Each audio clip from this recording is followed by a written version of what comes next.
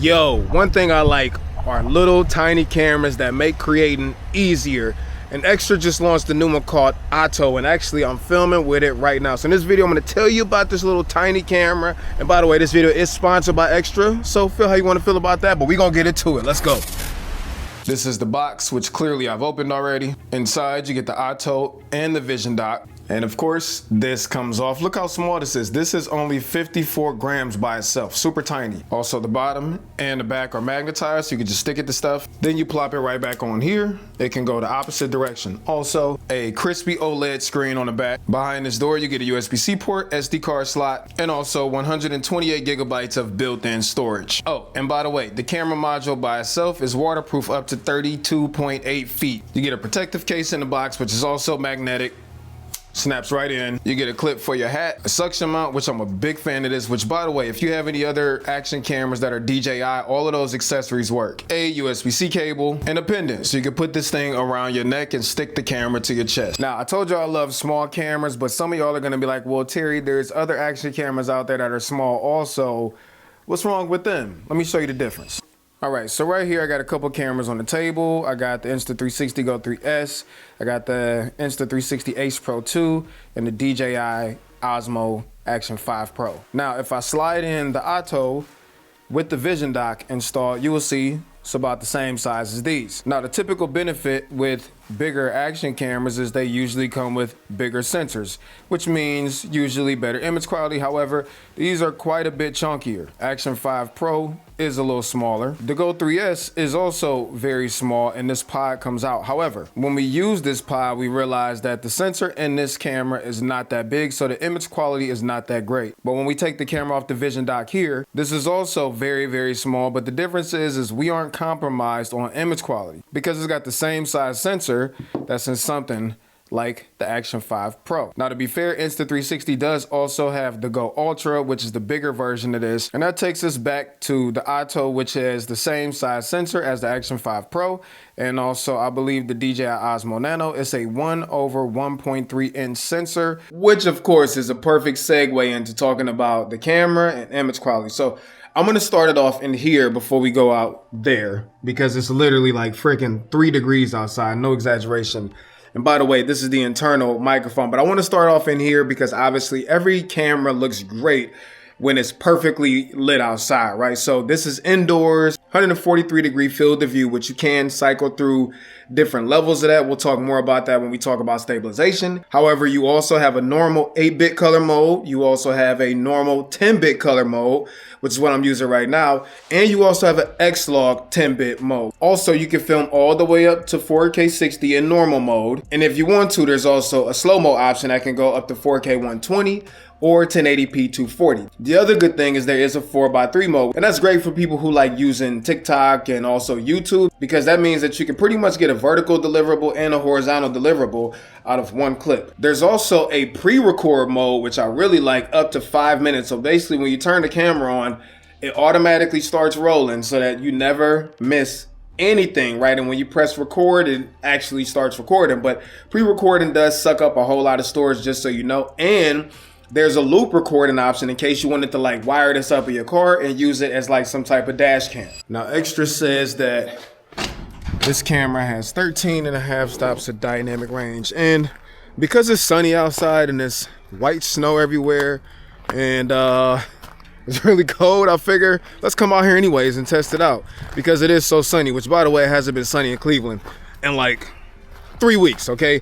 I do recommend, just like every other action camera I have, that you turn the texture down to -1 and you turn the noise reduction down to -1. You can add that stuff back in post if you want to, but it's the perfect situation in normal color 10-bit to see what type of range we are working with. So right now, I mean, obviously y'all know I'm darker and I'm being backlit by the sun, so you can see how it's handling all of this snow over here. My face, is it exposed right? Is it blowing the sky out? Is the sun blowing out? Let's go ahead and turn around. We got Thor sitting over there looking extra saucy, even though it's all salty and dirty. And now I'm being lit by the sun directly, again, with all the snow and everything behind me. You see how the sky is looking. It's retaining all the information in my face. And looking at the screen, the snow is also not blowing out. So let's go ahead and turn back around again. put the sun back behind us again and see how it's doing. Look at that snow over there. Look at my face. Am I losing detail like in my black jacket or anything like that? Now, the other thing I want to do is go ahead and switch this over to Xlog and see if there's any difference in the way that this is handled with normal color, which is 10-bit, but it's baking all the color in, versus Xlog. And I'm gonna keep doing this, turning around over and over, just so you can see the difference on how it's handling me being backlit and also lit by the sun. Let's go ahead and switch it over to Xlog. So now we are in Xlog, so you can see how it's handling the snow.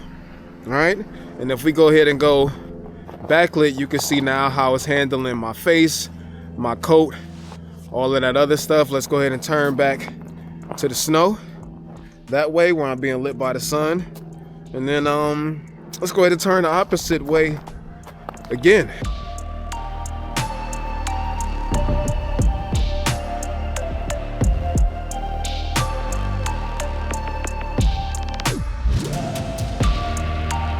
I love with these smaller cameras how you can just stick them places.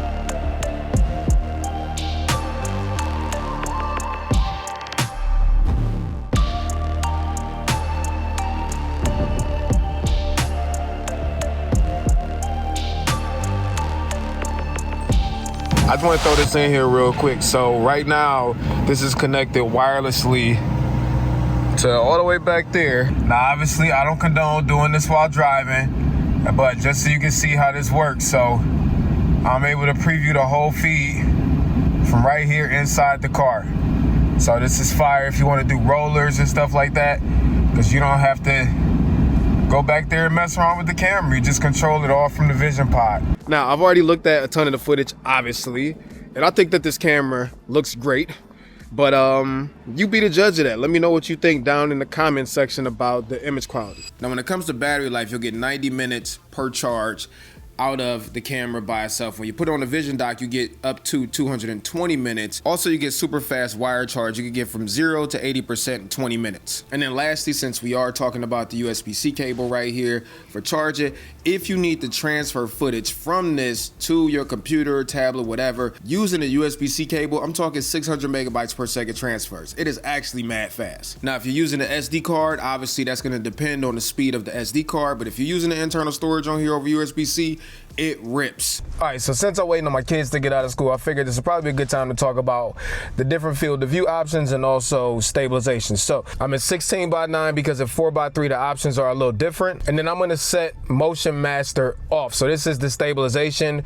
And I usually turn off stabilization if I'm doing like POV stuff like on my bike, right? And I want everything to have like that more visceral action-packed feel, then I'll turn off the stabilization. Now that I have stabilization off, this is the standard D-warp, so you can see how wide it is, and obviously it's pretty shaky because I have the stabilization off. This is stabilization off with the wide field of view. So the first one was D-warp, if I didn't say that.